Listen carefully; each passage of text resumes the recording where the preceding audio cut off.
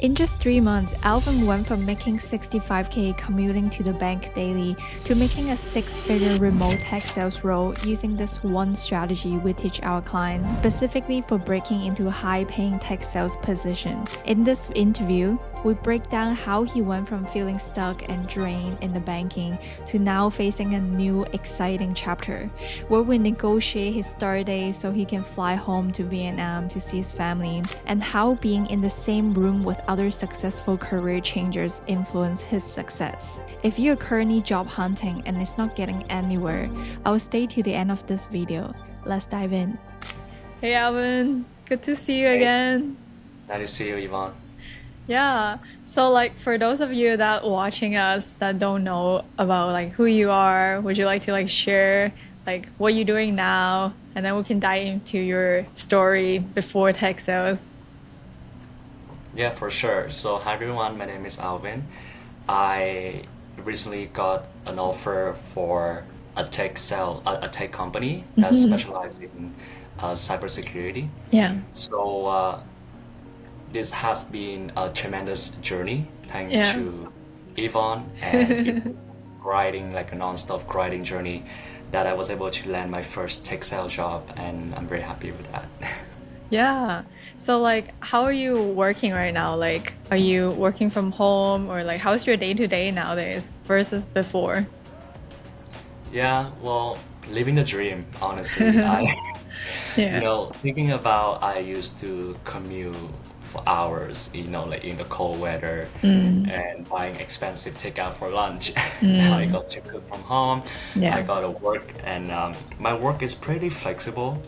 That in the morning I wake up, I check my emails, checking there's some leads that coming in, Yeah. respond to the client, talking to teams, and then I have meetings back and forth with some my managers for the review, and then pretty much my day-to-day task is to discovering and finding leads and bring more sales to the organization. Okay. So you're living the dream life now, chilling at home, being able to work remotely. Not chilling, not No. chilling. Work from home is also very challenging. Work from home is not. Yeah, a new challenge. That's what you were looking for as well, right? Yes. Yeah. So talk to us about pay difference as well. Back then when you were at the bank versus right now, how was that increase? So before I used to work at the bank as a financial advisor, I was making around 60, 70. But right now with the new role, I is base plus commission, so my total earning is more than six figures. So I think it's 30 to 40% increase, which is a lot, right? And I got to work from home, so I can deduct it all the expense I have to spend. So Yeah. typically it's even higher than that. Yeah. Yeah. That's the dream, you're making more, but you're also saving the money. Cool. Yeah. Alrighty. So then we would like to dive into your story before tech sales. Let's go back to, I was watching our recording in February. Oh my god. Let's go back to February 2025 when we first met. Tell us what were you doing at the bank, and then what makes you want to look outside, look into tech sales. Gosh, it's been four, six, well, it's been 6 months. Time flies, right? Yeah. I remember during that time it was in the middle of winter. I headed like I didn't really enjoy the old environment, Yeah. even though outside looking in, right? People think that, oh, you work for the bank, you have high paying jobs. I got to travel a few times a Yeah. year, but deep down I realized that I was very empty because I didn't really enjoy every aspect of it. So I realized that I asked myself a question: if I die tomorrow, is it something that I want to do? Yeah. And then I got a chance to work with you, right? You Yeah. asked me a lot of good questions, and there are some enlightening moments that I still remember this day. Yeah. That you told me that, you asked me, hey, was how do you feel about your job right now, and what kind of pain are you going through? So I told you, um, it's okay, it could be better, but I can tolerate it. Yeah. Right? And then you told me, but you have to feel it, you have to lean into it. So you know like how actually how struggling you are right now mentally and Yeah. physically. Right? So like back then, like what was the main challenge or pain point that pushed you to look outside, find a new career? I would say the main point is that I always been passionate about IT, and that's why Yeah. I came to school for. Yeah. I got a job in, banking was more of like a fortunate event. But then when I look back, I was like, oh, it makes sense now that I got to experience the pain before like the success, right? The main point that drive me to apply and break into tech sale was that I want to work with B2B sales, mainly focus on that Yeah. because at the bank is more like B2C. And then it was more of like, oh, is where the compensation is reflected directly with the performance, Yeah. which you barely see that at the bank, right? So money also a good focus. Yeah. And cybersecurity is like it's a future. Yeah. Tech is the future. Yeah. Like it's a future. So like I remember when we first met, during the meeting, you were already telling me you tried to apply for a couple of tech sales job already. Like walk me through that and then like what makes you wanna like eventually join Ripple Effect. Yes. So I try a different approach. I asked for a lot of referrals, right? I reached out to LinkedIn. It was not a pleasing experience because a lot of people like ghost me, a lot of people ignore me, and I also got into like a second to third rounds of interview and I didn't get a job. Yeah. And that's why I think rippling effect came in that helped me to unknow the ties to see like what's going on and what's wrong, what's working and what's not working. Yeah. So like how about you walk us through like the job you have right now? Like how did you get the interview and then eventually like kill different rounds? And you also met with the CEO, like that's where most people feel like, oh, it's scary, like how did you walk through it? You know what? Even now when I'm sitting with you, I still I still thought about that moment when I talked to Yeah. the CEO, right? Because that was actually very scary. But Yeah. the guy who was very welcoming and I walk you through like the entire process, right? So I reached out to I reached out to a random employee from that company, just more like a information exchange. I did not ask for like my intention was not asking for it before yet. I interview, I kind of interview her about like the process and what is going on, and then I reached out, and then she told me the HR name. I reached out to her. I submit my resume, Yeah. and then the next moment, I think it was like a minute after I submit the application, she she responded to me for the first round interview right away. The second round interview was with the manager that I reported to. Then she basically asked me a lot of questions about like my knowledge, about my experience, and how could that transferable to the company that currently working. And then the last round is a cultural fit.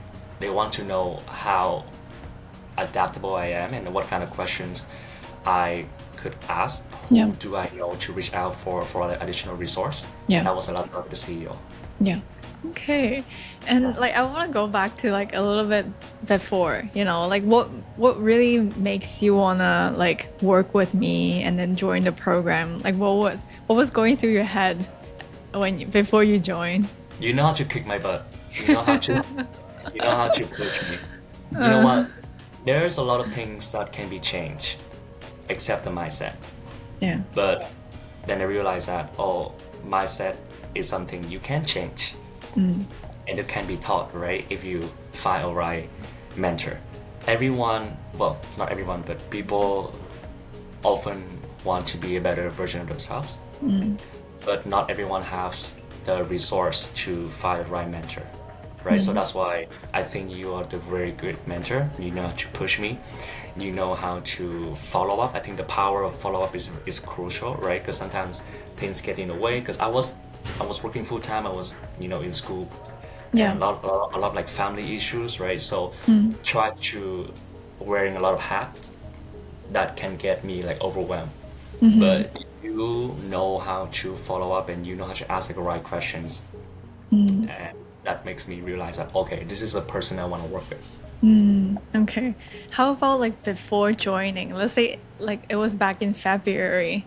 Like Right. before, after we just get on the first call, like what was going through your head? It makes you feel like, okay, like obviously you were still debating, right? Yeah. Like if I should join the program, like I just met Yvonne, like who is she? You know? Yeah. Like what was the one, two things that get you off the like decision making? Back to what you say, right? Yeah. You gotta lean into your pain. You gotta know Okay. your reality. I took a 360 look around and see what's going on in my life, right? Yeah. Is it something I want to do for the rest of my life? And if there's someone that comes and, help me, then this is the moment. Like I need to seize the opportunity, right? Of course, every time we approach something that we don't know, we tend to judge on it, we tend to be debate, we tend to make a lot of like rational reason, right?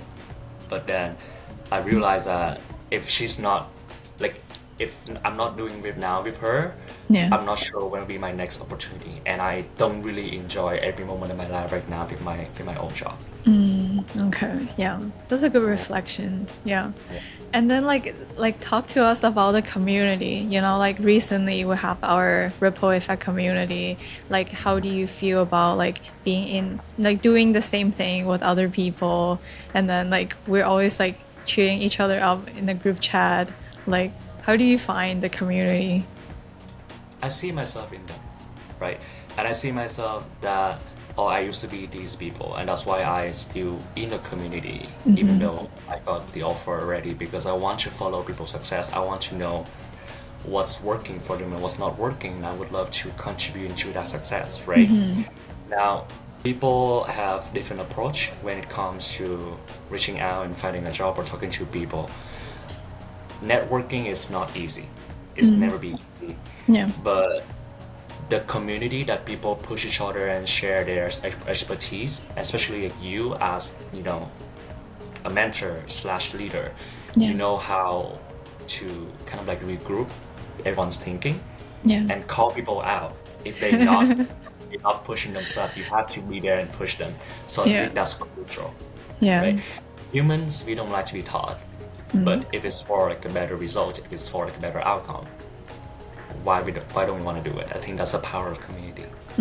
Yeah, no, I feel you. Because like everyone want to change, everyone want to improve, but changing is tough. Like it's not comfortable, you know. But like being in the right environment and also like being able to ask the right question, you know. Like I always just trying to ask question instead of like telling you what to do, you know.